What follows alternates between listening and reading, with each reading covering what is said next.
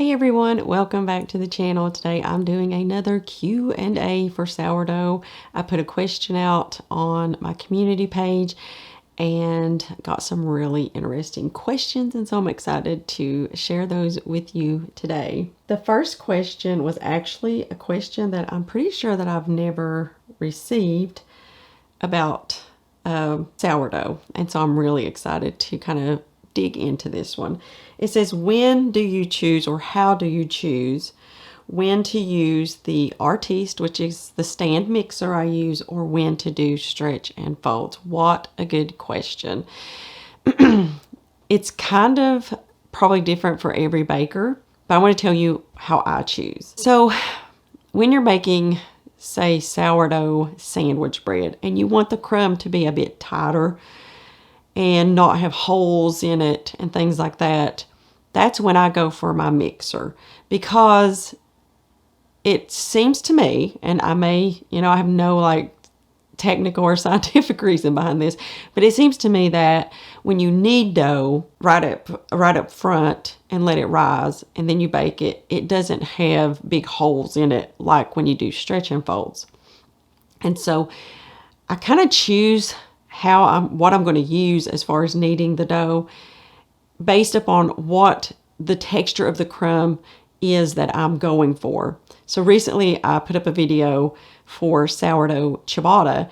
Well, you want the crumb of ciabatta to be lots of holes, airy, because it's got a crispy exterior. It's kind of like an artisan loaf, but in a little sandwich roll. And so I did stretch and folds for that. Plus, it was a really high hydration dough, which means that it was really sticky. And I find with those types of doughs that doing the stretch and fold over time brings that dough together a little better than going through a stand mixer, because usually those types of doughs just stay kind of sticky and soupy in a stand mixer. So my rule of thumb is sandwich breads are always kneaded. Hamburger buns, rolls, anything where I don't want like holes throughout. But if I'm doing something like a ciabatta or maybe an artisan loaf where I'm wanting the big holes, I even do artisan loaves without that. But if I'm wanting that loaf, like I need to get a picture or I want it to look a certain way, I will do stretch and folds. And I will tell you, with certain, like einkorn doesn't like to be kneaded. So if I'm going to make an einkorn artisan sourdough bread, I'm not going to knead it. I'm going to do stretch and folds with that instead of kneading it. And I hope that gives you an idea. It's really about what you're going for in the texture. I have made sourdough sandwich bread that is stretch and fold, and it's beautiful. It has all these little holes in it, and it's lovely. But when you're putting, mayonnaise or something on there, it can come through. So keep that in mind. But that was a great question.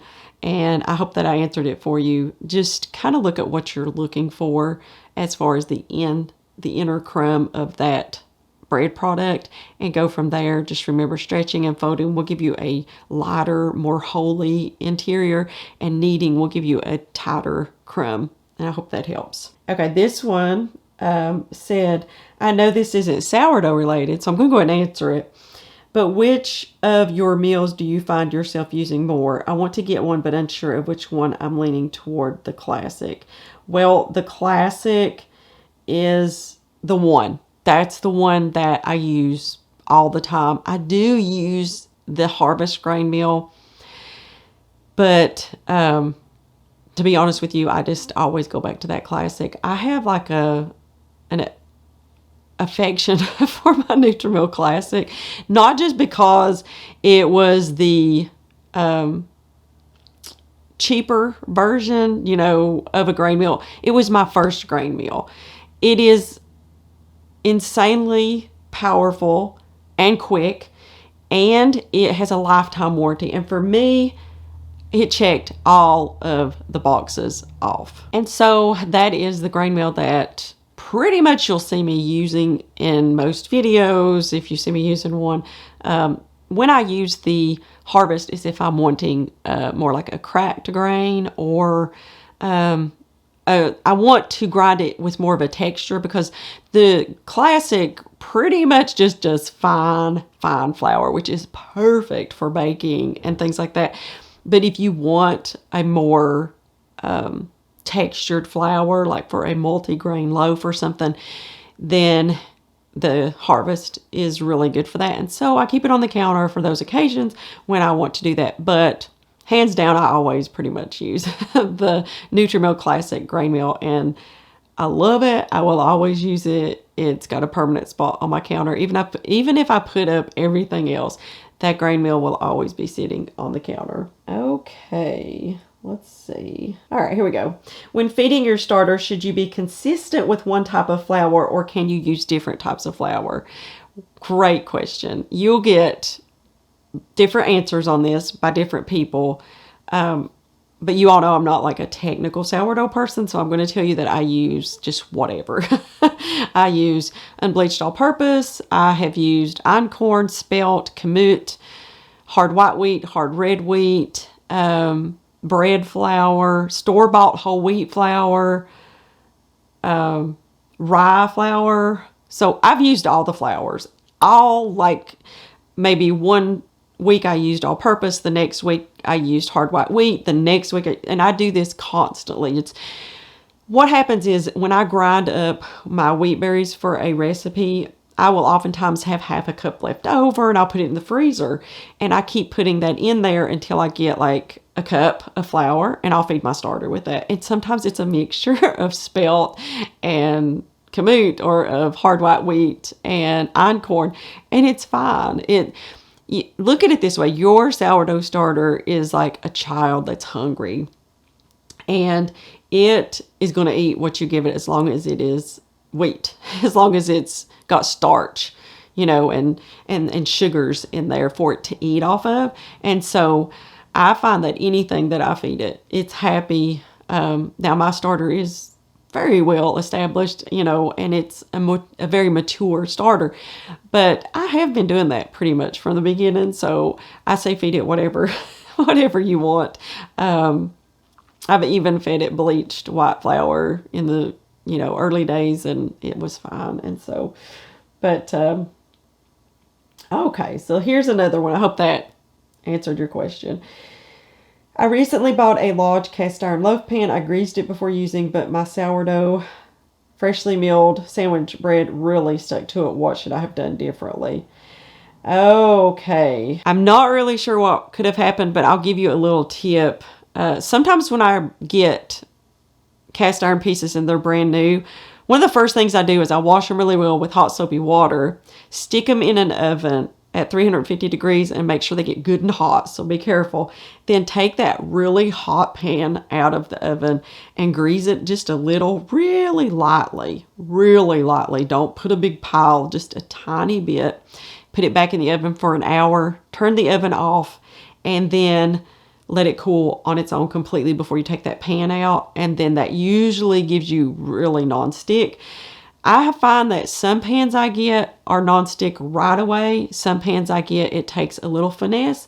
So what I would do, and even if you don't do that, it will continue to get nonstick as you go. But if you want to speed that up, I would do that. Another thing I would say, until it gets good and nonstick, add a little flour over the grease that you're putting in there, and it will pop right out. That is like a no-fail method for getting your bread out in a new cast iron loaf pan. I want to get a little better rise for my freshly milled sourdough loaf. Can I add a teaspoon of yeast? My starter's 4 months old and I use it at its peak. Freshly milled sourdough is, it's a whole different animal, I guess is what I should say. It's completely different from all-purpose flour. And so when you make a sourdough loaf with freshly milled flour, you're going to find that it's heavier. It's just, over time, you can get some really nice loaves. It just takes a lot of practice, I think, in learning like exactly how much flour to add to the recipe to get it not too dry. You still want it on that kind of higher hydration so that it can rise. But I do sometimes, and I have recipes here, or on my blog and even here on YouTube, where I add a little yeast to my sourdough loaves, especially since I use freshly milled flour, and it does poof it up and make it really puffy. And if you're okay doing that, I'm okay doing that. So I'm not telling you that I'm not okay. I'm okay because I have videos here doing it. If you're okay doing that, I do it. So yesterday I made a fully freshly milled same day sourdough loaf. I'll insert a picture here of the crumb, and it rose really well. And sometimes it doesn't. I'm not really sure. A lot of it, I think, has to do with temperature and humidity, how impatient I get. If I let it overproof and then it sinks when I put it in the oven, it's catching it, at that right time.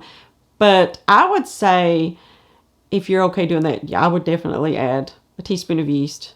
Keep an eye on it. It will rise quite a bit faster, and you want to make sure that you catch it at the right time. Okay, let's see. I love these. I have an off-the-wall question. What do you all use to filter your water? I see you pour from what looks like a filtered pitcher. Right now, we are using a Boreau water filter. I'll put a picture in here. It's a company that used to sell the Berkey filters, and I don't know if you all are aware. It's kind of, I don't know. I haven't really looked that much into it, but something's went on and you can't buy Berkey filters anymore, because I used to have a Berkey filter. And this company used to sell those, and they are making their own filters now. And I did a lot of research on them, and I was satisfied that it was a good option since I couldn't get Berkey filters anymore. And so we are using the Boreau water filter. It has the carbon filters, which is pretty common with water filtration systems. It filters out the chlorine, like lead. I'll leave a link in the description box below. You can go check them out. But the taste is really good with this particular filter because there's like zero chlorine taste. Our tap water smells like bleach when we turn it on, and this gets all of that out. And it's important in sourdough baking that you don't have that chlorine, because it can inhibit the growth of the wild yeast that's in the sourdough. So I will leave a link down below. You can go check them out for yourself. We really like it. It's a big water filter. It holds 3 gallons, I think, or 2.5 gallons. I'll leave it down below and you can look at it. And I only have to fill it up like every other day. So I had to fix my lighting. It's starting to get sunny here. I cannot get my starter to rise. I followed your steps with a coffee filter, warm place, organic flour. I just can't get it to start to bubble. I've tried so many times. When I hear that, the first thing I say is put some raisins in it because it just, maybe you've not done a lot of fermenting in your kitchen, and it's going to take a while to capture the wild yeast. I would add some raisins because that will really jumpstart the process. And once it gets good and bubbly, you can take them out. I always say that, and I've had so many people come back and say that worked, that did the trick. And so that's what I would do. Okay, one last question. I wish you could explain all the different types of flour to us, like what are the differences from white wheat, whole wheat, bread flour, all-purpose. Break it down for those of us that are unenlightened on the kinds and ways to make flour and use it. Good question. So there's a lot of different types of flour. I'm going to just briefly tell you that break it down into kind of easy subsections, I guess. You have white flour. That's going to be your all-purpose flour and your bread flour, your pastry flour. And then you have whole wheat flour, which if you buy the store-bought, it's still sifted. It doesn't like have all the Brandon German stuff intact because that would go rancid. So it's still sifted. And then you have freshly milled flour.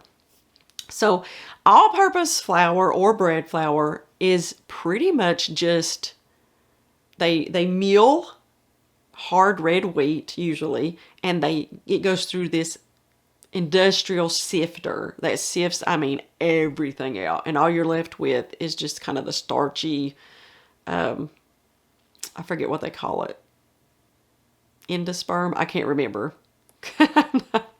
Not a scientist, but, or I can't even remember. I've looked it up before. But anyways, it leaves just the white part.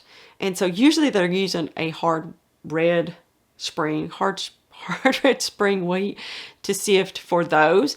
The difference between like bread flour and all-purpose flour is the protein level. So every batch of wheat is checked for protein levels, and so bread flour will have a higher protein level. Okay, so pastry flour is going to be sifted freshly milled soft white wheat. Now, it's not like you can sift at home. These are industrial sifters that sift everything out. It's like so powdery and soft, and that's why you get these fluffy and beautiful risen loaves, is because there's nothing to hold it down. It's just this fluffy, airy flour. And so that's your store-bought flours.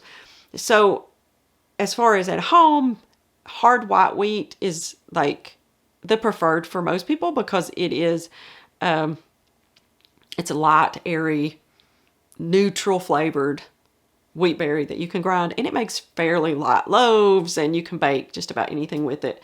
Hard red wheat's a bit heavier, got more flavor, and then you get into the ancient wheats like spelt, einkorn, and kamut, which have tremendous flavor but are much more difficult to work with and rise. I think that if you want to have kind of an in-between, is to grind hard white wheat and sift it. You can get the sifters on Amazon that are, get pretty much all of the bran and germ out, and you can bake with that and make really light and airy loaves, or mix it kind of. But that's pretty much the different types of flour. And what you would use them for, soft white wheat is for pastries, biscuits, pie crust, stuff like that. And then the hard wheats, hard white, hard red, kamut, spelt, those are used for bread, pasta, rolls, and things like that. I hope that answered the question. Well, this went a little long, and so I'm going to cut it off right here. I have so much fun talking about sourdough and answering your questions. If you all have more questions, I will probably be doing a live next week, and I will put up when I'm going to be doing that. So I hope y'all are doing well, and we will see you on the next video.